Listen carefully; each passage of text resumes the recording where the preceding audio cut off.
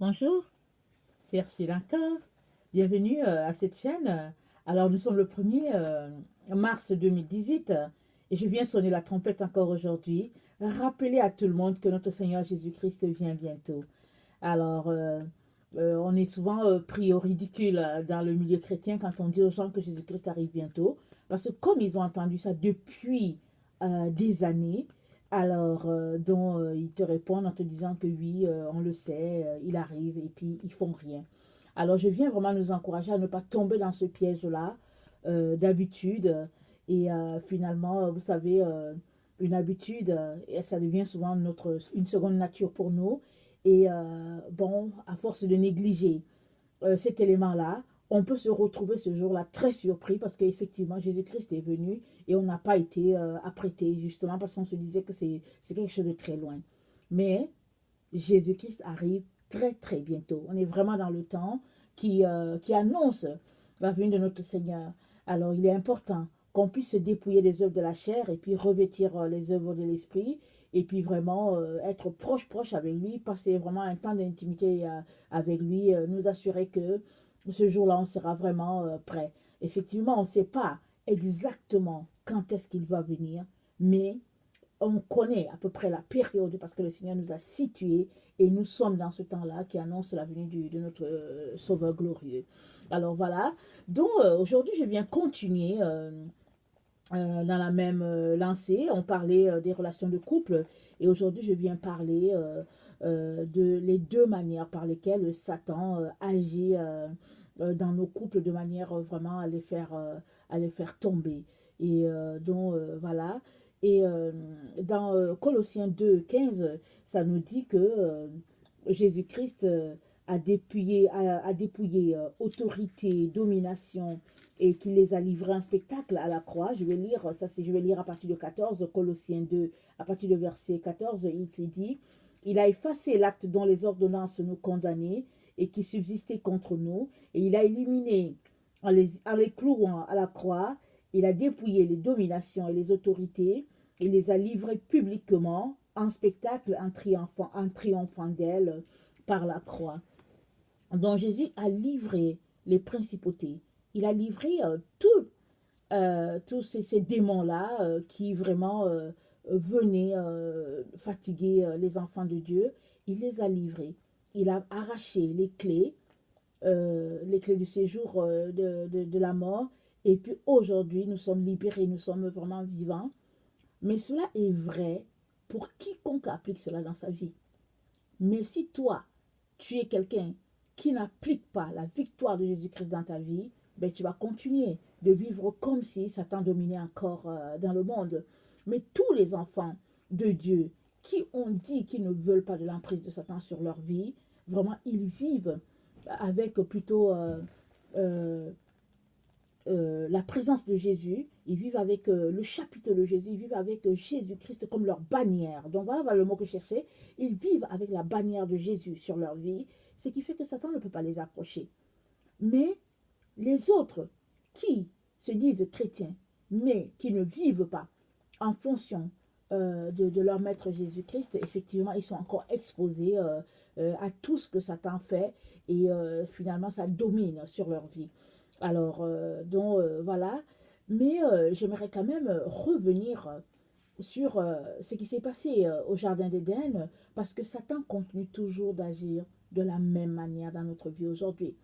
Et les couples qui savent ça, au fait, elles font tout pour ne pas tomber dans ce piège-là. Ou bien s'il arrive qu'elles sont tombées dans ce piège-là, ils se relèvent très vite. Mais les autres qui n'en ont pas conscience, bon, se laissent vraiment prendre dans cet engrenage-là. Et puis finalement, ils ne s'en sortent pas. Alors, Genèse 3, le verset 1 à 8, je sais qu'on l'a déjà lu. Depuis qu'on fait cette étude-là, on l'a déjà lu. Mais c'est bon encore de le lire parce que je vais faire ressortir certains éléments qui sont importants pour l'étude d'aujourd'hui. Alors, on va lire le verset 1 jusqu'au verset 8 de Genèse. Alors, ça dit ceci, le serpent était le plus rusé de tous les animaux des champs que l'Éternel avait fait. Il a dit à la femme, Dieu a-t-il réellement dit, vous ne mangerez pas de tous les arbres du jardin. La femme répondit au serpent, nous mangeons du fruit des arbres du jardin, Mais quant au fruit de l'arbre qui est au milieu du jardin, Dieu a dit, vous n'en mangerez point et vous n'y toucherez point, de peur que vous ne mouriez. Alors le serpent dit à la femme, vous ne mourrez point, mais Dieu sait que le jour où vous en mangerez, vos yeux s'ouvriront et que vous serez comme les dieux, connaissant le bien et le mal. La femme vit que l'arbre était bon à manger et agréable à la vue, et qu'il était précieux pour ouvrir l'intelligence. Elle prit de son fruit et en mangea. Donc voilà, ici, on voit tout de suite que Satan a amené la femme à passer outre les consignes de son père. Parce qu'elle savait très bien les consignes de son père. J'imagine que Adam le lui a dit. Donc elle savait très bien. Parce que quand l'ennemi est venu la tromper pour dire, Dieu a-t-il réellement dit que vous ne mangerez pas de tous les arbres de champ? C'est-à-dire, il est venu pour s'aimer le doute dans son esprit. Et la femme, en donnant sa réponse, elle savait exactement. Elle a dit, nous mangeons du fruit des arbres du jardin, mais quant au fruit de l'arbre qui est au milieu du jardin, Dieu a dit, vous n'en mangerez point et vous ne toucherez point de peur que vous ne mouriez. Donc elle savait très bien les consignes de son père. Et Satan lui dit, vous n'allez pas mourir. Mais Dieu sait que le jour où vous en mangerez, vos yeux s'ouvriront et que vous serez comme des dieux connaissant le bien et le mal. Donc Satan est venu non seulement s'aimer le doute dans son esprit, mais il est venu confirmer dans l'esprit de la femme que ce que Dieu a dit c'est faux et que c'est ce que lui il dit qui est vrai. Et malheureusement, Ève est tombée dans le piège de Satan.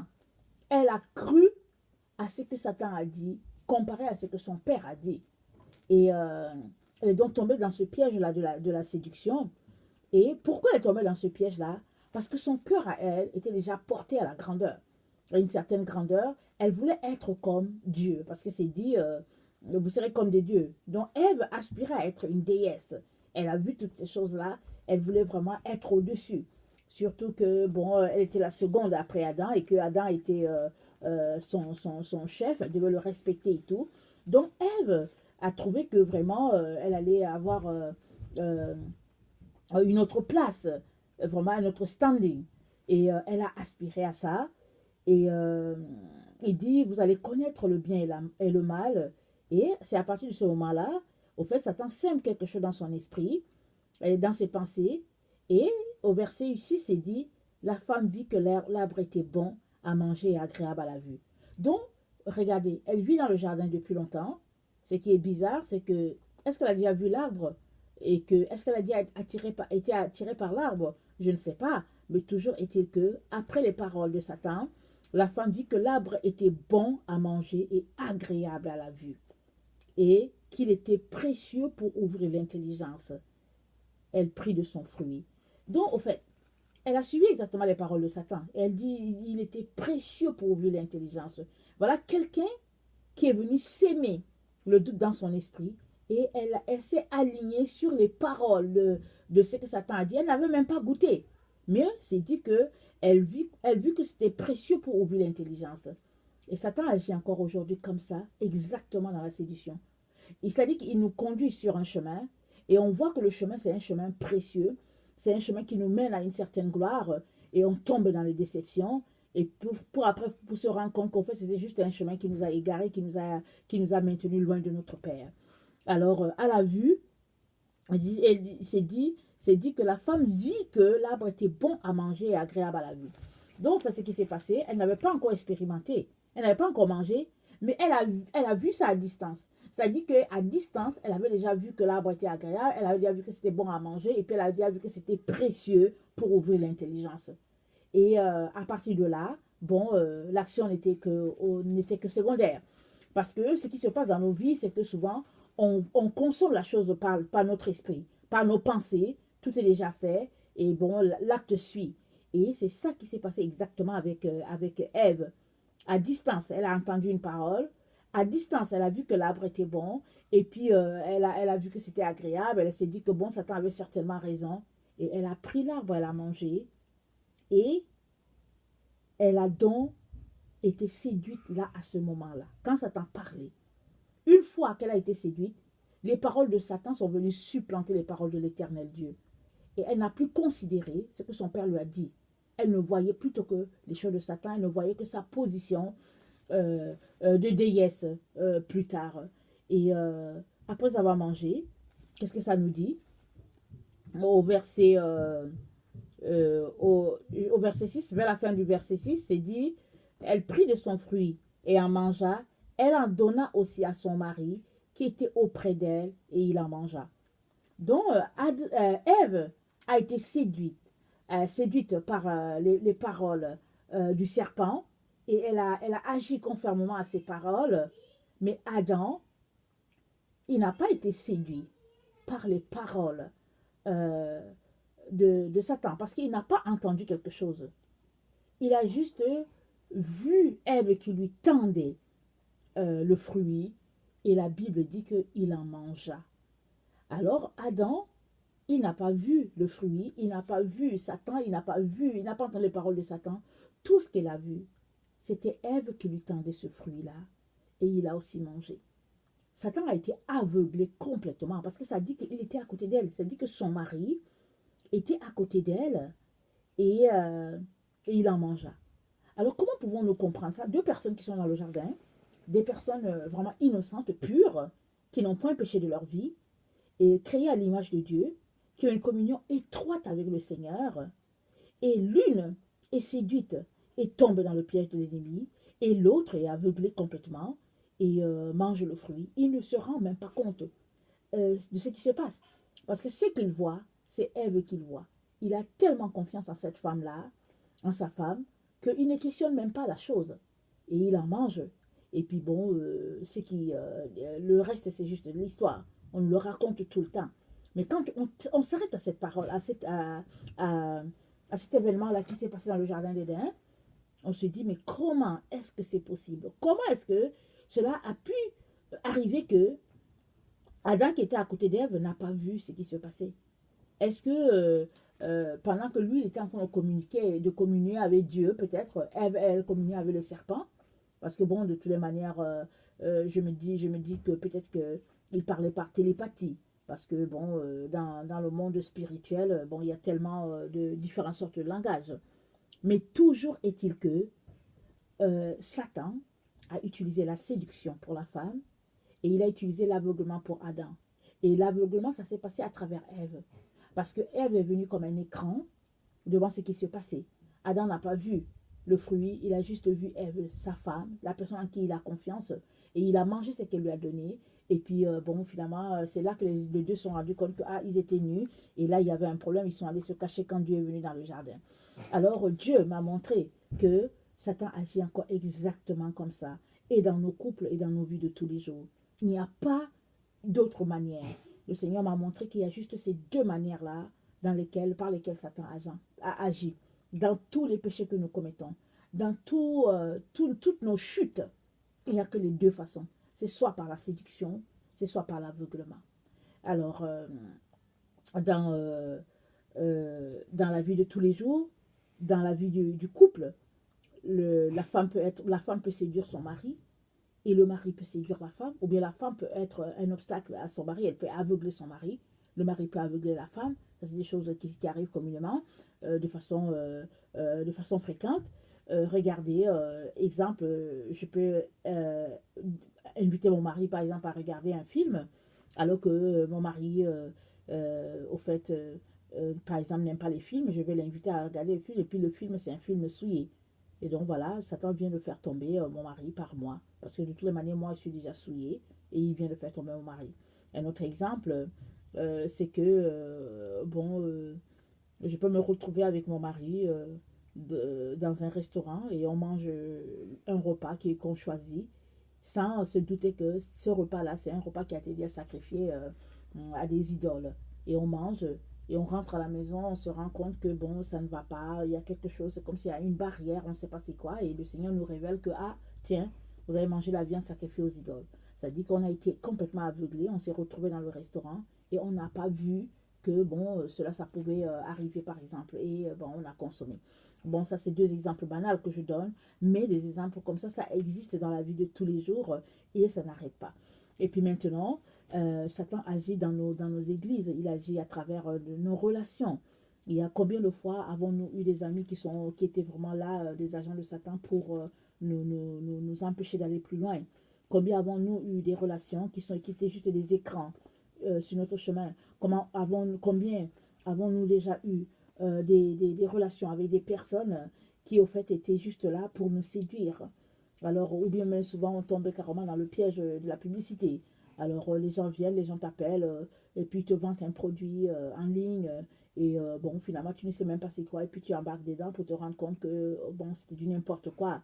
Alors, donc, on vit dans ce monde de séduction-là, et Satan agit exactement comme ça. Alors, si tu as des problèmes dans lesquels tu es tombé, il suffit juste que tu prennes ces problèmes-là, tu vas pouvoir le classer l'un du côté de la séduction et l'autre du côté de l'aveuglement. Il n'y a pas une autre façon de le faire. Donc, alors, avec l'aveuglement, c'est cette confiance aveugle-là que Adam a eu en Ève. Il n'a pas questionné. Il n'a pas questionné le fruit qu'elle lui tendait. Il a tout simplement mangé. Et très, très souvent, on fait ça beaucoup. On a tellement confiance à la personne qu'on ne peut même pas imaginer que cette personne-là a un secret et qu'elle est là pour, par exemple, nous faire tomber. Et moi, ça c'est, j'ai déjà vécu des choses comme ça plusieurs fois dans ma vie, mais heureusement que Dieu est toujours venu à mon secours. Mais au début, quand je ne savais pas, je n'étais pas consciente de ces choses-là, le Seigneur a dû utiliser un bras de fer pour me dire, par exemple, ne va pas à telle réunion de prière, ne va pas rencontrer telle personne. Et avec le Seigneur, vous savez, il ne va pas forcément te dire pourquoi il t'empêche d'aller à un endroit. Mais si tu obéis et que tu vas lui poser des questions plus tard, il va te dire qu'au fait, voilà. Et parfois même, tu n'as pas besoin de lui poser des questions. Parfois, il voit tout simplement que tu as obéi et il va te dire que, écoute, voilà, tel jour, je ne voulais pas que tu ailles à tel endroit parce que voilà, voilà un peu. Et moi, je priais souvent avec des personnes et un jour, le Seigneur m'a dit, attends, je vais te montrer les personnes avec qui tu pries. Et puis bon, j'étais même, je me demandais bien pourquoi le Seigneur me parlait comme ça. Mais quand le Seigneur s'est mis à déballer le dossier de chaque personne, j'étais tout simplement étonnée. J'étais étonnée même que ces personnes-là pouvaient venir à l'église. Parce que, écoutez, on ne peut pas être un praticien et en même temps aller à l'église. Mais ces personnes, elles avaient un agenda. Elles savaient ce qu'elles voulaient. Elles voulaient faire disparaître la lumière. Alors, elles travaillaient pour leur maître le diable. Et quoi qu'elles ont porté un manteau de brebis. Et puis, elles étaient dans les réunions de prière, dans les réunions de louange et tout. Mais dans le fond, c'était juste des agents de Satan. Alors, des choses comme ça existe vraiment dans notre vie. Et j'aimerais prendre l'exemple de notre Seigneur Jésus-Christ. Vous savez que quand Jésus-Christ a pris les 40 jours de jeûne, et la Bible dit que après les 40 jours, quand il a fini, il eut faim. Et Satan est venu vers lui et lui a présenté les royaumes du monde. Il lui a dit, si tu veux, si tu es fils de Dieu, transforme ces pierres-là en pain. Jésus a dit, il est écrit. L'homme ne vivra pas de pain seulement et de toute parole qui sort de la bouche de Dieu. Alors Satan est revenu une deuxième fois, avec une autre tentation, une troisième fois, avec une autre tentation. Et Jésus a dit, il est écrit, il est écrit. Donc Satan est venu aussi pour séduire Jésus. La même chose qu'il a fait pour Ève, il est venu pour séduire notre Seigneur. Alors, notre Seigneur a vu Satan tout de suite. Pourquoi? Parce qu'il était versé dans les Écritures. Parce qu'il connaissait les Écritures. D'ailleurs, ça faisait 40 jours de jeûne. Il était dans la présence de Dieu. Et il a vu tout de suite les subtilités de l'ennemi, il n'est pas tombé dedans. Mais Ève n'a pas vu. Ève est tombée en plein, et puis elle a entraîné son mari dans ce qui s'est passé. Et donc, ici, quand il s'agit de séduction, Satan il vient user de tout ce qui peut attirer ta vue, peut-être de ton, comment on appelle ça, ton nuit. En tout cas, toutes ces choses-là, Satan utilise ça contre toi afin de te faire tomber. Mais Jésus n'est pas tombé. Jésus a dit, il est écrit, il est écrit. Et il a dit, c'est écrit que Satan a attendu notre occasion. Et l'autre occasion qui était là, qu'on peut citer, c'est l'occasion dans Marc 8, verset 33, où Jésus a dit à Pierre, regarde-moi Satan. Parce que là, les disciples venaient de voir que Jésus-Christ était le Messie. Pierre même l'avait annoncé au Seigneur, quand le Seigneur a dit que qui dites-vous que je suis? Et à partir de là, Jésus a commencé à enseigner à ses disciples qu'il fallait qu'ils meurent. Alors Pierre l'a appelé de côté pour dire à Dieu ne plaise. Parce que, écoutez, Pierre vient de découvrir que c'est lui le Messie. Alors il est hors de question que le Messie meure. Mais Jésus ne s'est pas laissé embarquer dans leurs émotions. Il a dit à Pierre, regarde-moi Satan, ça c'est Dieu. Mais Jésus n'était pas en train de dire que Pierre, c'était Satan. Mais Jésus venait de voir Satan dans les propos de Pierre. Alors, l'ennemi voulait aveugler Jésus-Christ, parce qu'après tout, c'est Pierre. Pierre, celui qui aime Jésus, le serviteur de Jésus, il est avec Jésus. Alors, Pierre a ouvert cette bouche-là pour parler, Waouh! Vous voyez? Alors Jésus a tout de suite vu ce que Satan voulait faire, et Jésus a repris. Et Jésus a repris Pierre tout de suite. Et malheureusement, nous les enfants de Dieu, souvent, on est souvent gêné de reprendre l'autre personne quand on voit Satan en lui. On est souvent dérangé parce que, bon, on va se faire traiter d'impoli, d'insolent. Mais Jésus, il n'a pas mâché ses mots. Il n'est pas allé chercher le midi à 14 heures pour dire, mais comment je vais faire pour faire comprendre à Simon que c'est pas comme ça. Tout de suite, il a dit, arrière de moi, Satan. Jésus a refusé cet aveuglement-là. Parce que ce que Satan voulait faire, il voulait mettre Pierre en avant de cette parole-là. Parce qu'il voulait aveugler Jésus-Christ. Et puis Jésus n'aurait vu que Pierre. Jésus allait dire, oh, Pierre ne veut pas que je parte. Oh, Pierre, moi aussi, je ne veux pas partir. Et puis, vous voyez, ils allaient tomber dans les émotions. Jésus, tout de suite, a dit, arrière de moi, Satan. Et à partir de là, Satan a été dévoilé. Alors, tout ça pour dire que Satan, il agit de la même manière. Il n'a pas changé.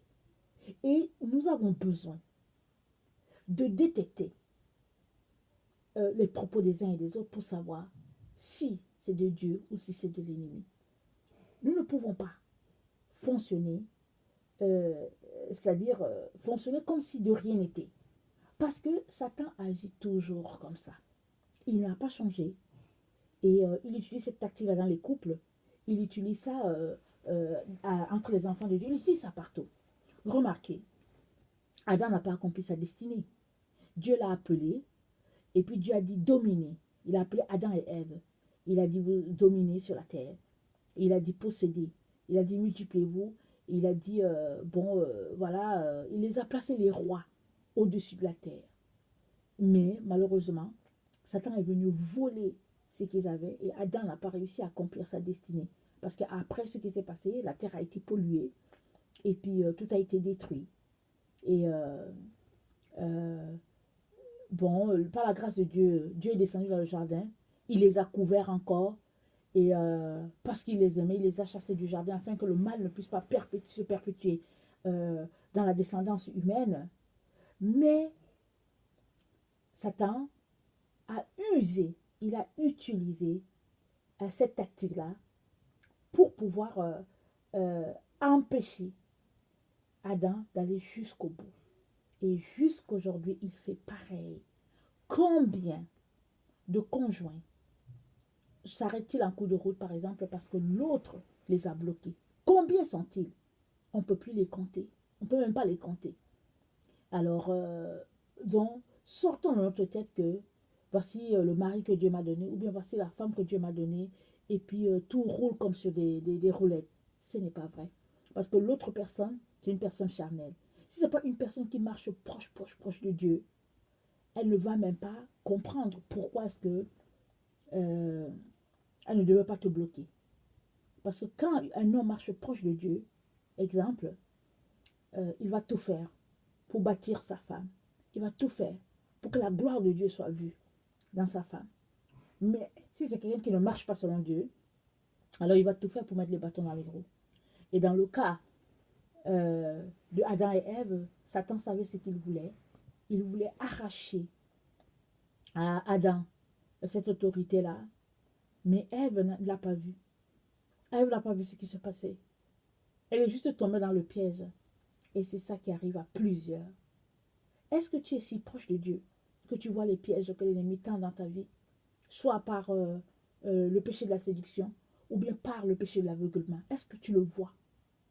Parce que tu as besoin d'être si proche de Jésus que tu puisses déceler toutes les tactiques de l'ennemi. Nous sommes dans la fin des temps et nous sommes encore dans une période où Satan utilise toutes sortes de subtilités pour pouvoir empêcher le plan de se réaliser dans nos vies. Alors, si nous marchons dans l'optique que, bon, l'autre est chrétien, mon mari est chrétien, ma femme est chrétienne, et que, bon, il n'y a rien, tout va bien, alors il se pourrait vraiment qu'on passe à côté. Mais si on regarde, on dit que oui, c'est des humains, mon mari est chrétien, ma femme est chrétienne, exemple, mais que l'autre peut tomber, alors on va faire très attention aux actes que la personne va porter, on va faire très attention aux paroles qui vont sortir, Et quand on va voir que cette parole-là, ce n'est pas une parole de Dieu, ben, on va peut-être reprendre la personne gentiment, ou bien on va se mettre tout simplement à prier pour dire Seigneur, l'heure est grave. Alors, tout ça pour nous dire que nous avons besoin d'exercer notre discernement, à voir les choses de Dieu et à voir les choses de l'ennemi. Là, j'aimerais qu'on lise Hébreux 5, le verset 14.